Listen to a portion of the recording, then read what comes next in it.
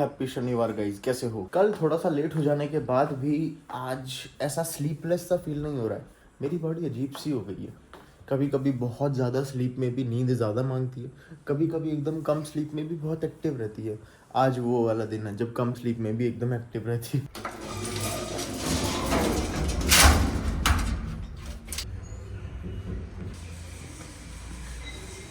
मैं इसलिए कई बार मेंशन करता हूँ कि सुबह की वॉक ज़रूरी है। इसका एक एज आपको मिलता है, वो ये है कि आप जब बाहर निकल के जब आप वॉक करते हो तो आपको सन एक्सपोजर होता है। क्योंकि आप देखोगे ना, अगर डेटा चेक करोगे लास्ट ईयर का भी या फिर इस साल का भी, तो 99% लोग दुनिया में, सिर्फ भारत में नहीं दुनिया भर में, विटामिन डी से वो हैं, विटामिन डी की कमी है उनकी बॉडी में। अब जैसे मेरे रूम में पूरा धूप चीर के आ जाती है। अभी 1 घंटा और अगर मैं सो लेता तो ये मेरे को सोने नहीं देती, पर मैं प्रेफर करता हूँ बाहर जाके लूँ धूप। बहुत सड़ी चाय, मैं नहीं पी रहा।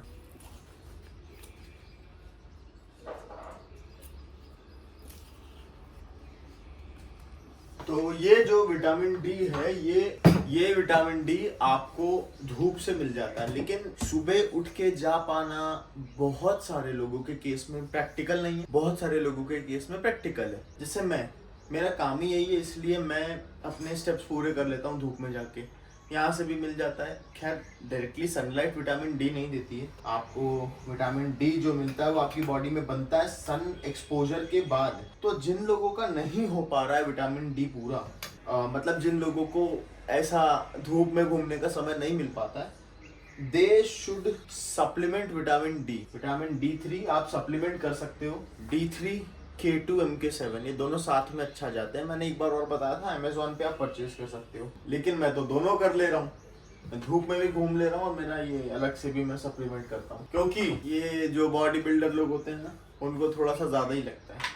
सिर्फ और सिर्फ अच्छा फायदे बताता हूँ। आपकी बोन हेल्थ के लिए बहुत अच्छा है। आपके स्ट्रेस लेवल को मेंटेन करता है। अगर D3 आपका ड्रॉप होता है तो आप ज्यादा एंशियस रहते हो, एंजाइटी होती है आपको, ठीक है, आपके स्ट्रेस लेवल्स बढ़े रहते हैं। तो ऐसा अगर हो रहा है ऐसे रियल लाइफ में, तो अपने D3 भी चेक करवाओ, विटामिन डी लेवल्स भी चेक कराओ।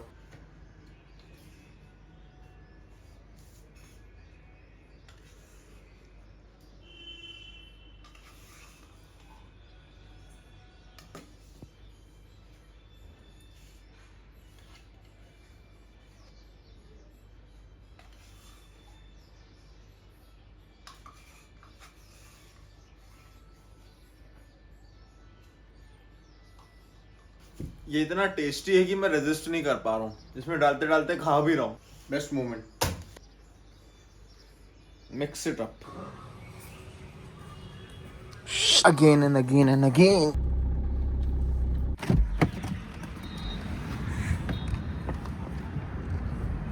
एक भाई बोल रहा है कि मेरे को ना ये रात में ज़्यादा खाना और सुबह कम खाने वाला लॉजिक समझा दो, आपने एक बार बोला था।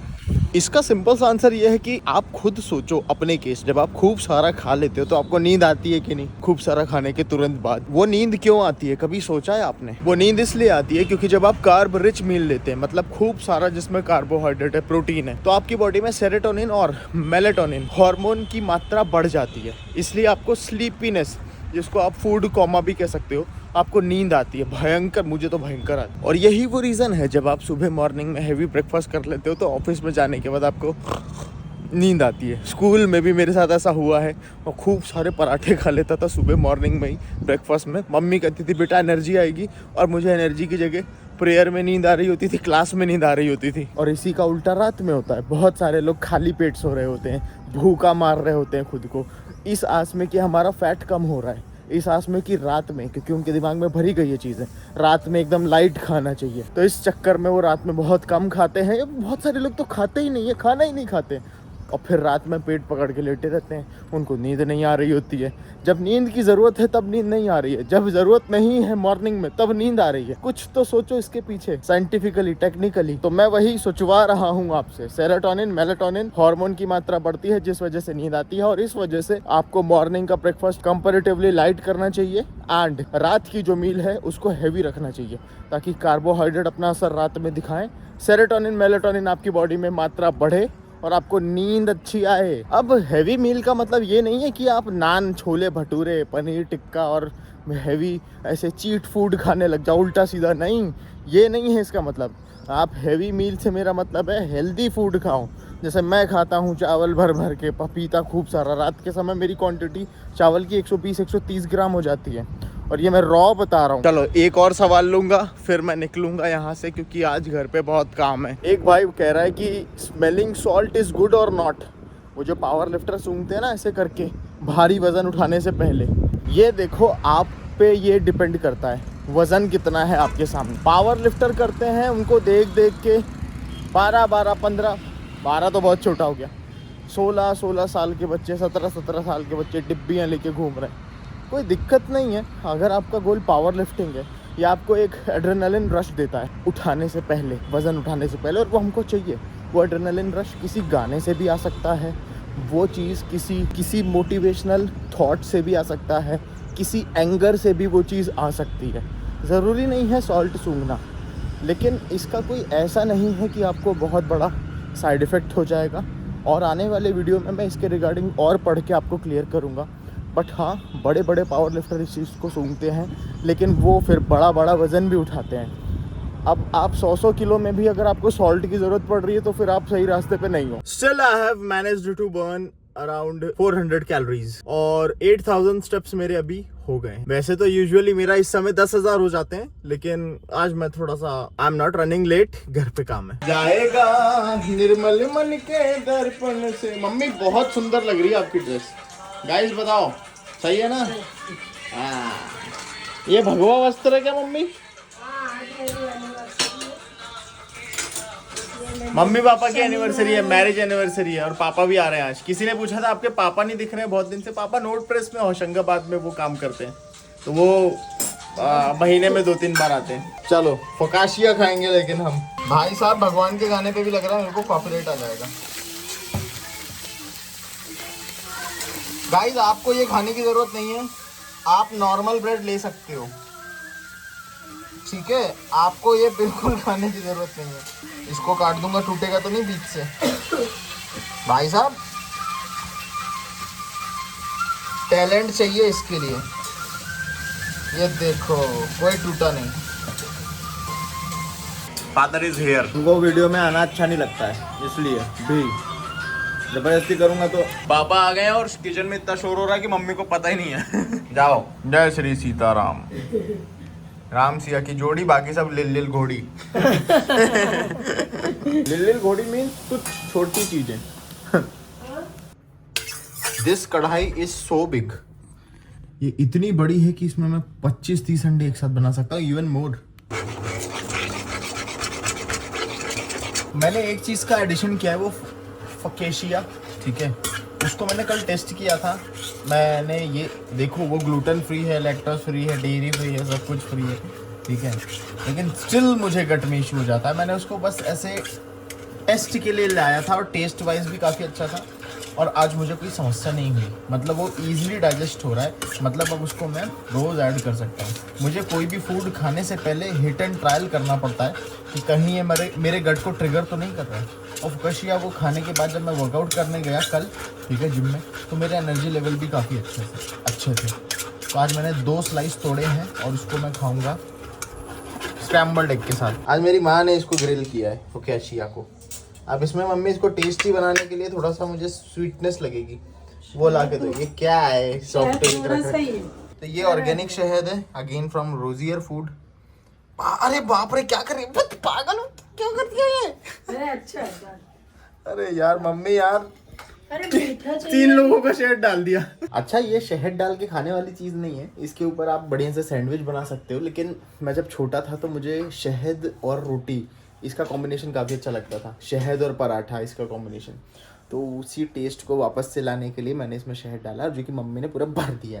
तो यहाँ पे हमारी मील रेडी है। फकाशिया, अंडा, चावल, एक चीज़ और है, माँ पपीता दे दो। देखो शहद, अरे अबे क्या, अभी तो चकनाचूर हो जाता है। इसी ब्रांड का मैं हनी भी यूज़ करता हूँ। तो ये जो ब्रांड है ये ऑर्गेनिक चीज़ें ही बनाती है। शहद भी जो है ये प्रोक्योर करता है नेचुरल तरीके से। इनके पास सर्टिफिकेशंस भी मिलते हैं, मतलब बॉक्स के साथ सर्टिफिकेट भी आपको मिलेगा कि हाँ भाई जेन्युइन है। और अगर अलग से नहीं मिलता है, मतलब बॉक्स के साथ नहीं आता है, तो आप कंपनी से डिमांड कर सकते हो कि इसका सर्टिफिकेशन ऑफ प्योरिटी हमको दो, तो वो आपको प्रोवाइड करेंगे।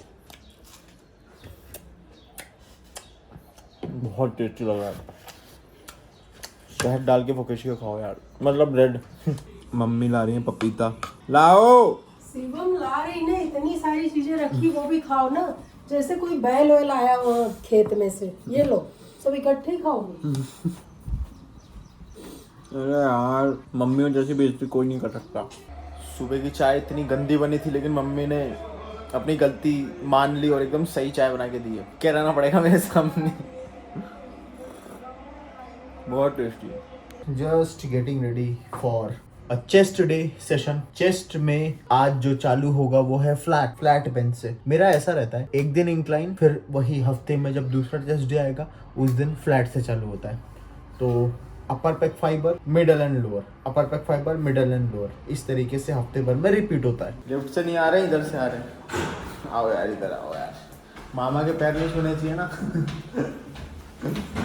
गिरा बुलाओ, जा रहा हूँ मैं जिम, टाटा। ये कौन सा टाइम है? अरे मामा भी वीडियो बनाना रहता है ना, इसलिए वो क्या कहते हैं, भीड़ कम हो जाती है। आता हूँ 1 घंटे। कॉफ़ी की आदत छोड़नी पड़ेगी, पर ऐसे कैसे छूटेगी जब मैं हर बार मुँह उठा के आ जाता हूँ पीने। कितना बोला? 378। मुझे ना 1 गिलास पानी दे दो, थैंक यू।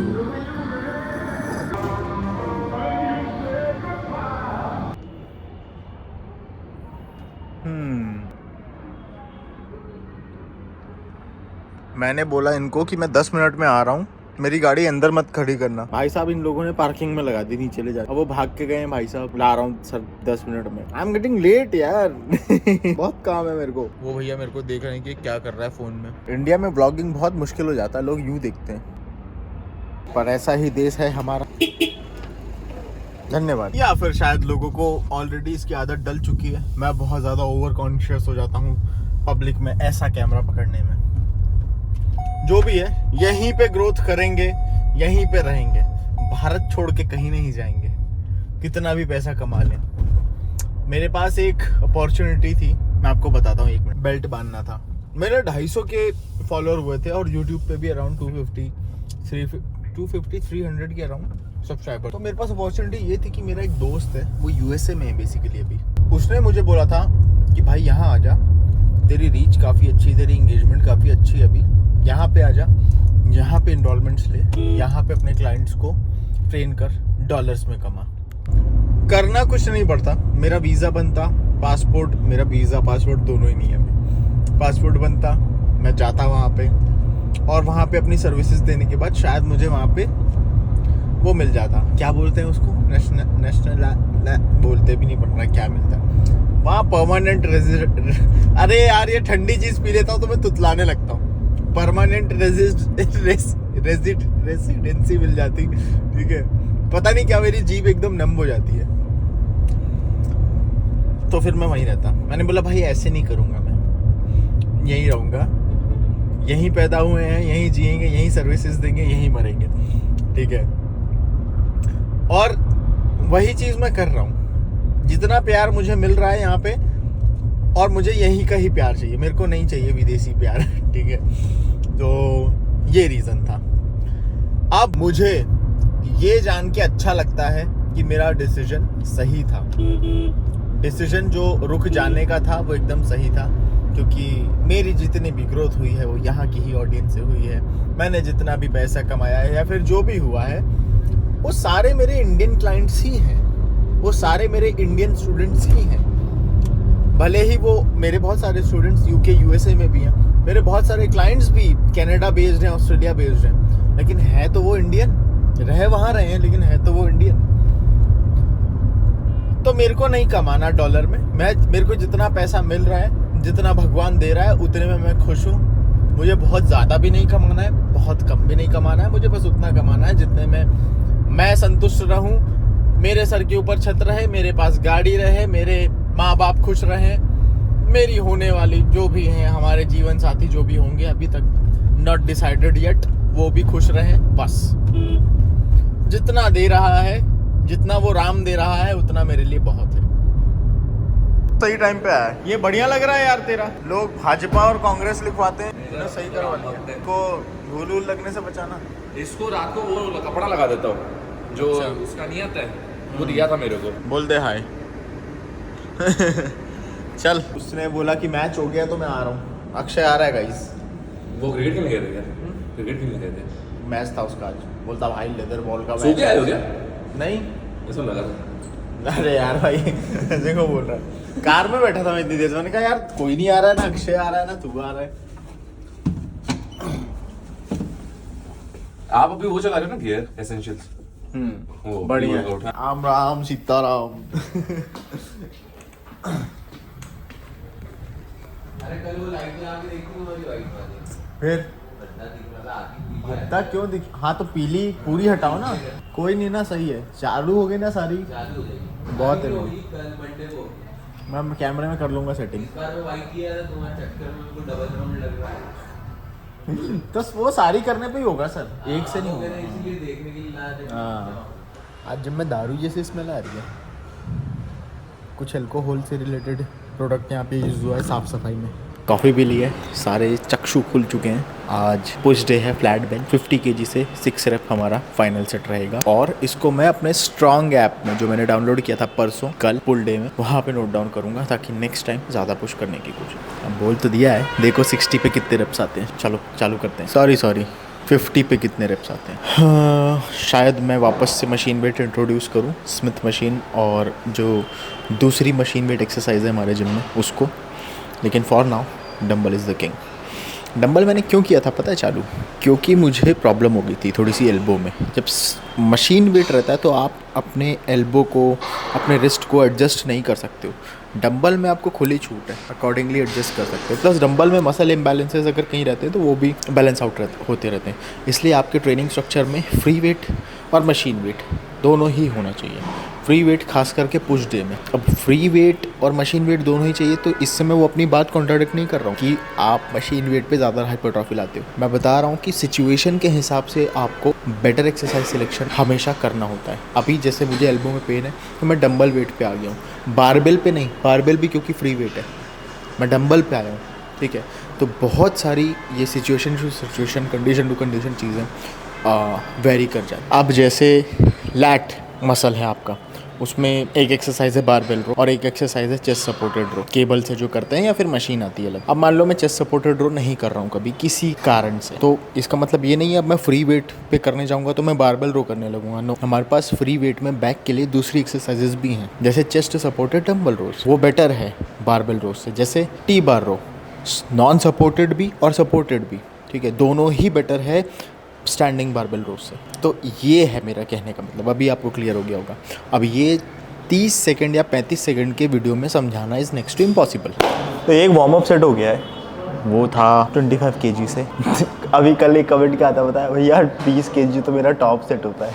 अरे भाई सब्र रखो, आप भी पहुंच जाओगे, बहुत आगे जाओगे, बस कंसिस्टेंसी मेंटेन रखो। ये मेरा वार्म अप सेट है। दूसरा 30 kg और 35 kg से भी वार्म अप सेट है। मेन सेट चालू होगा 40 एंड 45 kg से, या फिर 45 और 50 kg, जहाँ पे हम 5 to 6 रेप्स को एग्जीक्यूट करेंगे। और अभी मेरा वार्म अप है विच इज़ 35 kg से लूँगा, नहीं 30 kg से लूँगा।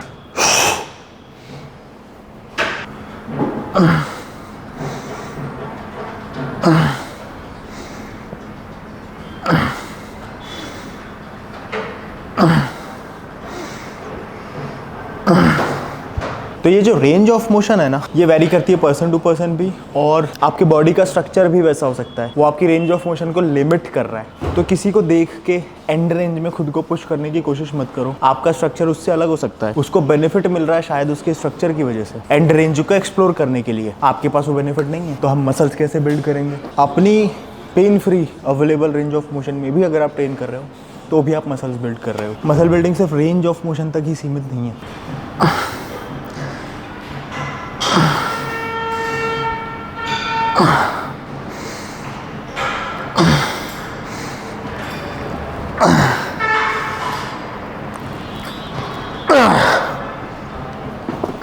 15 reps टोटल इन टोटल आए 35 kg से। 40 से 6, 45 से 6 और 50 से 6 ये हम टारगेट करते हैं। अब हमारे मेन सेट चालू हो रहे हैं and I am gonna note it down.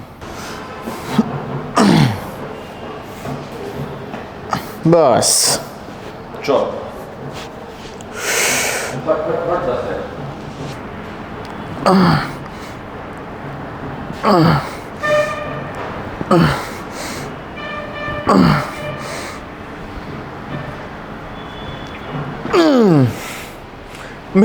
मेरा पैर अटक गया था। 10 लिए इसको मैं रिकॉर्ड करता हूँ। तो मुझे सारे रेप्स और सेट्स याद है, वेट भी याद है, लेकिन इस ऐप की सबसे खास बात पता है क्या है? देखो, अरे यार मेरे को थोड़ा सा अपर्चर बढ़ाना पड़ेगा। इसमें अलग ही आ जाता है, यहाँ पे मेंशन रहता है add a workout, add a exercise. जैसे मैं ऐड करूंगा, देखो दिखाता हूँ, ये एक्सरसाइजेस के नाम आ गए। अभी मैंने एक्सरसाइज कौन सी करी, बेंच प्रेस डंबल, ये आ गई। ओके किया, ये चालू हो गया। अब यहाँ पे मैं नोट डाउन कर लूंगा सारा कि मैंने कितने रेप से पहले सेट में किया और दूसरे सेट में कितने रेप आए, वेट कितना आया, सब कुछ। और इस तरीके से मैं अपनी प्रोग्रेस ट्रैक कर पाता हूँ। हाँ, तो केजी था 35 एंड अकॉर्डिंगली मैं ऐड कर लूंगा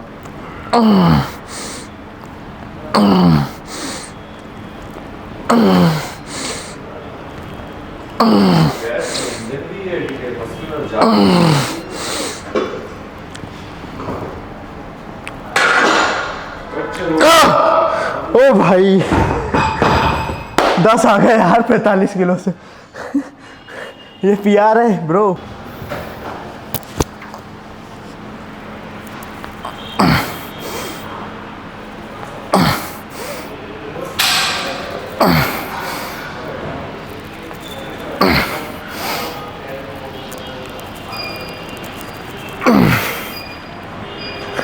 हाँ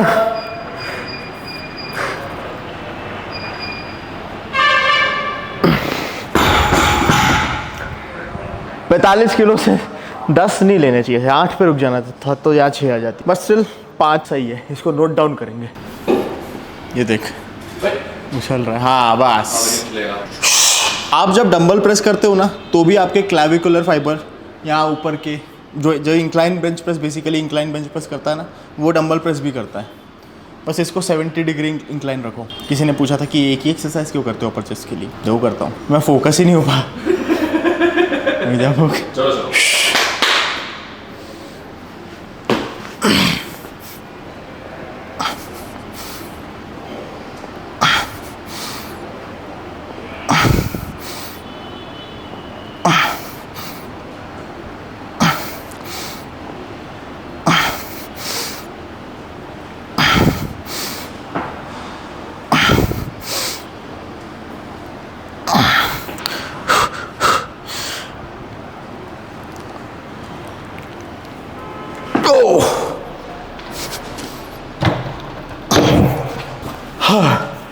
ये हो गया मेन सेट 1। अब सारे लोअर वेट से हो।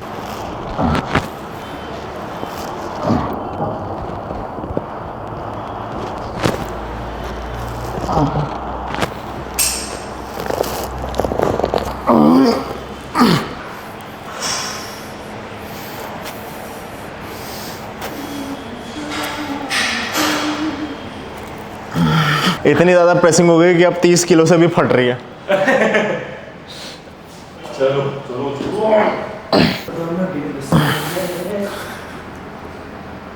पिछले के जड़े टाक कर दे मेरे आगे पीछे वॉक कर दे।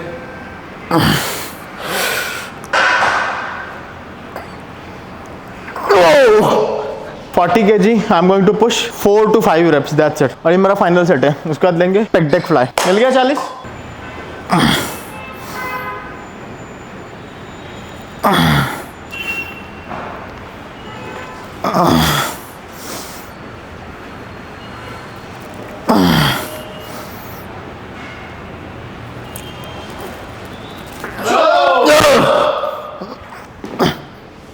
बोला था मैंने साड़ी पहनो आएगी ना। मिक्का की आवाज़ कैसी है यार। Oh so guys I am going to take 25 reps और वेट मैं कम रख रहा हूँ, ठीक है, क्योंकि मैंने ये फील किया कि इसमें अगर ज़रा सा भी फॉर्म बिगड़ता है ना तो पेग के ऊपर से इंगेजमेंट खत्म हो जाता है। इसलिए आप थोड़ा सा वेट कम करके अपने नंबर ऑफ रेप्स बढ़ा लो, सेम इंटेंसिटी मिलेगी।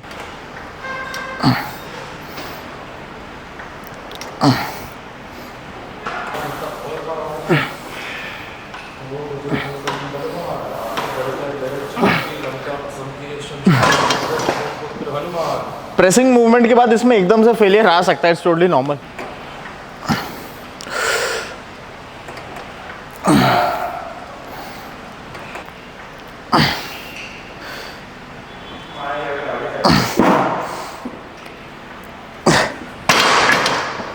हाँ, एक ही पोज आता है भाई। गेटिंग रेडी फॉर माई, अभी क्या हुआ इधर ना मेरे रोम्बॉइड साइड, ठीक है, इस तरफ लेफ्ट साइड मुझे हल्का सा स्प्रेन आ गया है। तो मैं जब क्लोज ला रहा हूँ अपने आर्म्स को तो वो हल्का सा पेन कर रहा है। कल सत्यम की गर्दन दर्द हो रही थी, छोटे भाई की, आज मेरे को हो गया कुछ। देखते हैं इसको ठीक कैसे करेंगे।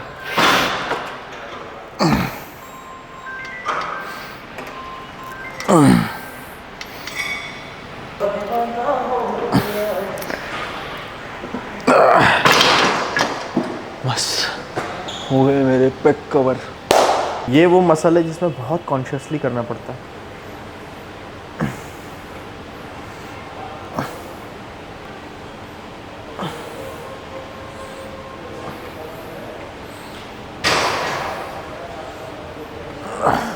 तभी आता है लोड, नहीं तो आप 50 रेप भी मार दो आपको फील ही नहीं आएगा लैटरल डेल्ट पे। प्रॉपर एकदम लाइन मसल कनेक्शन के साथ इसको करना पड़ता है।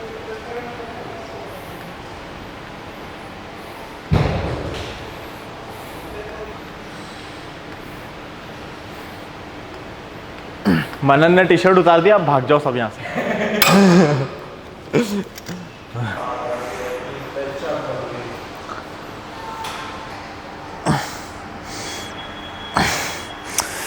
मैं थोड़ा सॉल्ट इंटेक मेरा थोड़ा सा ज़्यादा है इन दिनों, ठीक है।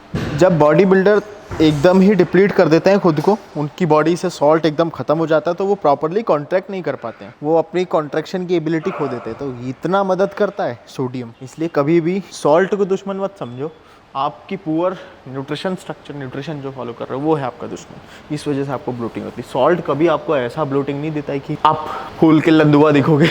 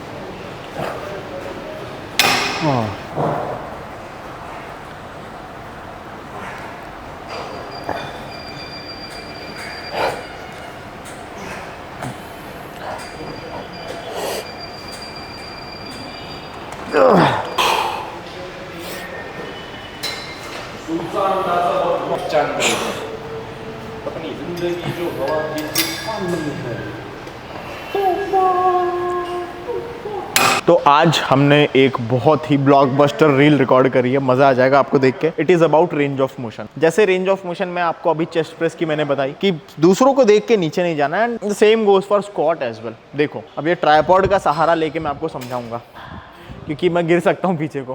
मान लो मैं स्क्वाट कर रहा हूँ, मेरी रेंज सिर्फ इतनी ही अलाउ कर रही है, इसके बाद मेरा फॉर्म बिगड़ रहा है या फिर लोअर बैक मुड़ रहा है, ठीक है, तो मैं सिर्फ इतना ही नीचे जाऊंगा, क्योंकि मेरे मसल्स इतनी ही रेंज में अच्छे खासे स्ट्रेंथन है। इसके नीचे जाऊंगा तो शायद मसल्स मेरे उतना ज़्यादा फोर्स ना जनरेट कर पाएँ और मैं गिर जाऊं, मेरे को इंजरी हो जाए, कुछ भी हो सकता है। मैंने देखा है लोगों के लिटरली गले पे रॉड गिरते हुए या फिर गला रॉड के नीचे आते हुए, ठीक है, तो वो वीडियो आपने भी देखे होंगे।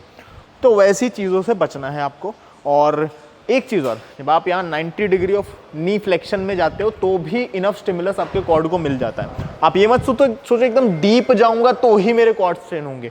डीप जाने के फायदे हैं, लेकिन इंजरी एक तरफ है और एक तरफ हल्का सा मसल स्टिमुलेशन ज़्यादा। तो किसकी तरफ आप जाओगे? इंजरी से बचोगे ना, मसल स्टिमुलेशन भले ही थोड़ा सा कम मिल जाए, लेकिन आप इंजरी से दूर रहोगे, क्योंकि आपको लॉन्ग रन में जाना है।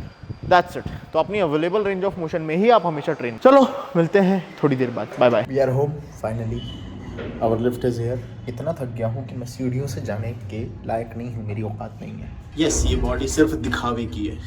ये देखो, ये फोर आर्म सिर्फ दिखावे के, इनमें ताकत नहीं है। ये पैर सिर्फ दिखावे के हैं, इनमें ताकत नहीं है। लिफ्ट से जा रहा हूँ इसलिए। पापा की मूंछ दिखाओ पापा, अब ऐसी मूंछ रख लूं मैं भी, और सेम हेयर स्टाइल रख ले अपने बाप के जैसी। पापा जब अच्छे मूड में रहते हैं तो ही उनसे बात करने लायक है, ऐसे बिना पूछे वीडियो में ऐसे नहीं ला सकते। अभी मैंने बहुत हाथ पैर जोड़े हैं वीडियो में लाने के लिए इनको। समझ रहे मामा, तभी तक चटका देते। लो पापा यार, ये चश्मा भी पहनो ना, मामा का है क्या?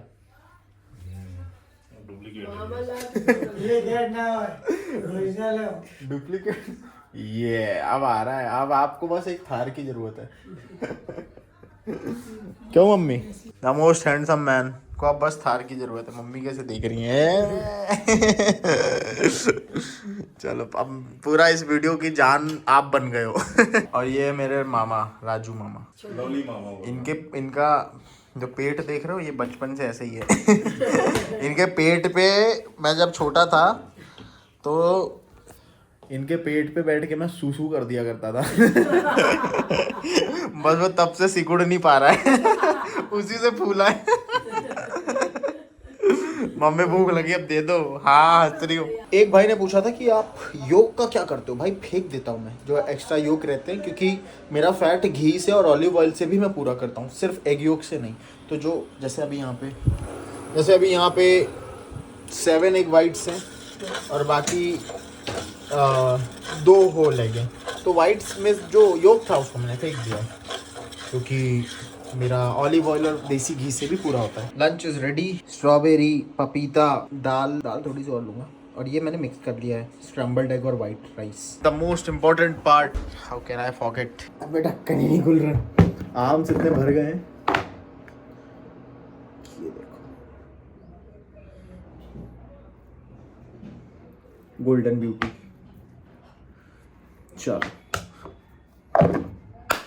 Good to go.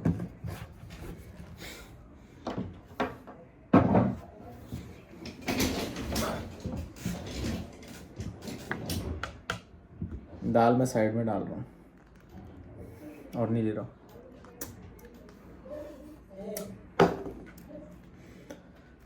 Let's eat. तो आज मैं अपनी 6 बजे वाली मील में सिर्फ एक सूप वे प्रोटीन ले रहा हूँ बस। रीज़न बीइंग पेट भरा है थोड़ा सा, बट प्रोटीन आपका नहीं छूटना चाहिए। इसमें 60-70 कैलोरी मिल जाएगी। ये साला स्टेप्स पूरा करना इज़ अ टास्क। अभी 16,000, अरे यार अंधेरा आ जाएगा पीछे, 16,000 हो गए। बट हाँ, एक चीज़ बताना भूल गया, आज इवनिंग वो वे प्रोटीन पी के मैं इवनिंग वॉक पे निकला है। बाहर घर में भीड़ थी बहुत, शादी है, उल्टा सीधा खाना पीना होगा, तो मैं सिर्फ रिसेप्शन वाले दिन जाऊंगा, और जो कि कल है। और I am going to eat only dal chawal. I am home and I have completed 20,000 steps. अभी मेरा सिर दुख रहा है, I am going to make chai. घर पे कोई नहीं है और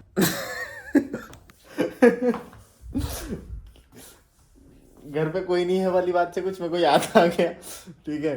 तो मैं जा रहा हूँ चाय बनाने, उसके बाद मैं जाऊँगा नहाऊंगा और उसके बाद I am going to have my 5th meal.